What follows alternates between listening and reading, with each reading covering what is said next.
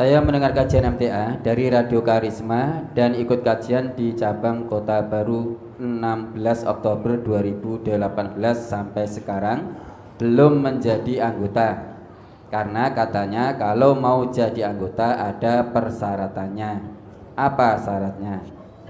2. Saya ikut ngaji baru sendiri. Kalau kajian diantar suami, yakni saya sudah mengajak suami saya jelaskan apa yang dikaji, dia bilang masing-masing saja. Suami sholat 5 waktu. Apa saya berdosa tidak mengajak lagi?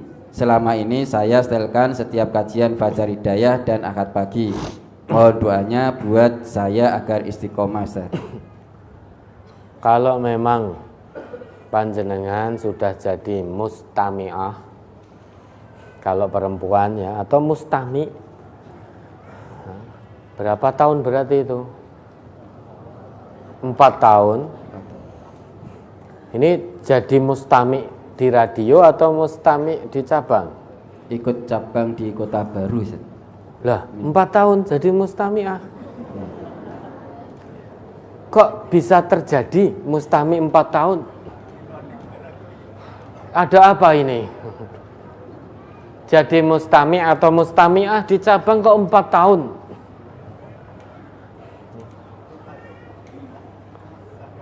Ini ada apa kok bisa terjadi sampai 4 tahun?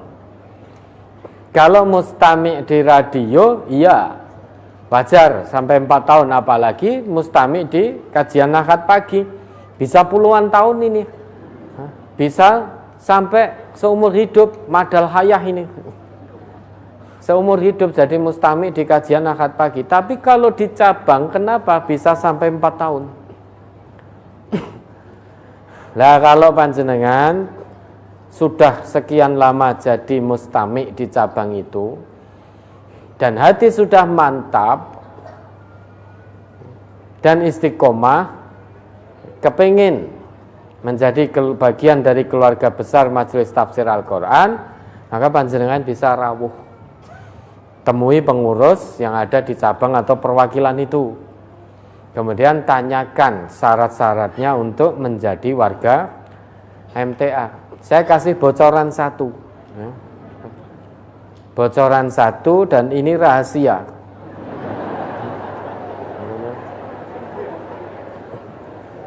Syarat mutlak yang tidak boleh ditawar untuk menjadi warga ngaji di MTA adalah mengamalkan hasil kaji apapun resiko dan konsekuensinya. Resikonya diusir keluarganya, diusir dari kampung halaman, dipecat dari pekerjaannya, dan lain sebagainya, dan lain sebagainya.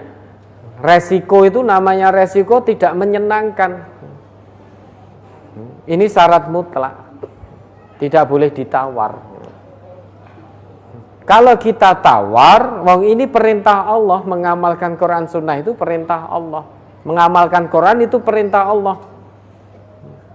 Mengikuti Rasulullah juga perintah Allah. Nah kalau kita tawar berarti kita menawar ketentuan dari Allah. Maka jadi warga ngaji di MTA harus mengamalkan hasil kaji apapun resikonya. Nah, selebihnya nanti akan diinformasikan oleh pengurus yang ada di cabang dan perwakilan itu. Itu yang pertama. Yang kedua, apa tadi? Ngaji. Ya. Masih sendiri ngaji? Ya. Keluarganya belum? Suaminya belum. Ya, ini hampir sama dengan pertanyaan sebelumnya tadi. Memang ngaji itu utamanya untuk diri sendiri dulu. Kemudian sesudah itu mengajak keluarganya. Tidak hanya mengajak saja, namun juga mendoakan. Nah, sekarang pertanyaan kita, hidup sekali saja kok nggak mau ngaji? Bagaimana dia akan paham cara beribadah yang benar kepada Allah? Padahal tujuan manusia diciptakan oleh Allah itu untuk beribadah. Ibadah tidak boleh asal-asalan. Oleh karenanya Allah turunkan pedoman untuk ibadah yaitu Quran, dan Allah utus Rasulnya mencontohkan praktek langsung ibadah yang benar kepada Allah. Kemudian pedoman yang Allah turunkan itu untuk dikaji. Kitabun anzalnahu ilaika mubarakul liyadabbaru ayatihi waliyatadzakkara ulul albab. Hanya orang-orang ulul albab saja yang bisa sampai kepada Allah dengan benar. Hanya ulul albab saja yang paham tujuan hidupnya, bagaimana cara beribadah yang benar kepada Allah. Untuk bisa menjadi ulul albab harus ngaji. Lihat dabbaru ayatihi, mentadaburi ayat-ayat Allah. Dalam bahasa kita ngaji Quran. Sak maknane untuk kemudian dipraktekkan dan dijadikan pedoman hidupnya. Masa urip mung pisan ora gelem ngaji. Bagaimana dia akan paham jalan kembali kepada Allah kelak? Padahal kita semua ini pasti kembali kepada Allah.